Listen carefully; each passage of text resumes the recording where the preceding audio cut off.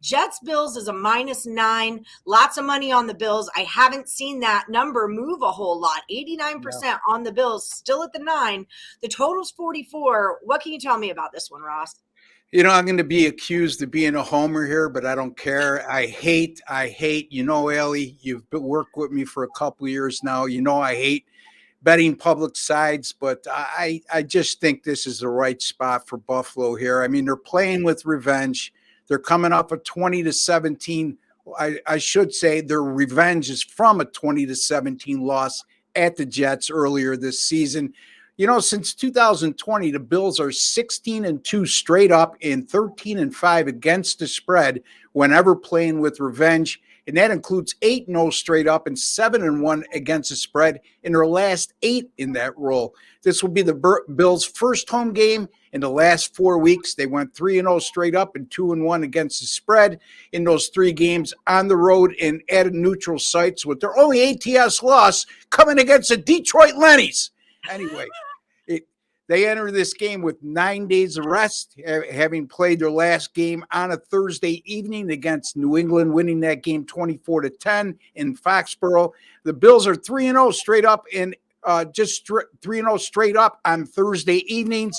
And they followed up those Thursday games the previous 2 times by going 2-0 straight up and against the spread, winning 41-7 versus Tennessee and 24-10 versus New England. Since McDermott took over in 2017, Buffalo is 7-1 straight up when playing with 7 or more days of rest, and that includes 5-0 straight up when they're a favorite of 4 or greater when playing with 7 or more days rest. And all 5 of those wins came by 10 points or more.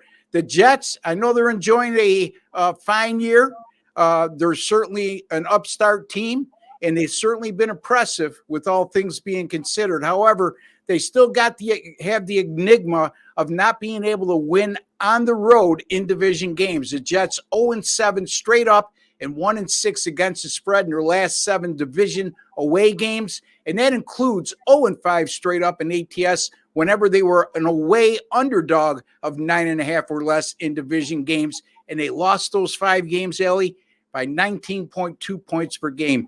I know Buffalo got a lot of hype early on, and I know they've been getting picked on a lot lately as being overhyped, but, keep this in mind. This is a team that's 9-3. All 3 of their losses came by a combined 8 points, and all 3 of their losses by 3 points or fewer. So this is a team that with a little bit of luck could be 11-1, 12-0 right now, but they're not. And I think they're going to come up with a huge performance at home. They haven't been there for a while with extra rest against a Jets team that's improving, but they've overachieved a bit. And I think reality sets in this spot. I think it's too many points. I agree that the Bills win in all your stats. It's hard to go against any of that, but just +9 with all the money on the Bills and they're not putting it at that key number of 10 or even 9.5. It just, maybe they're saving it for closer to game time, but for whatever reason, it's just not sitting right with me. And everything about the Jets, I mean, this year they are 4-2 on the road and 4-2 against the spread on the road. So for me, I would just have to take the points with the Jets, but maybe put them into a teaser.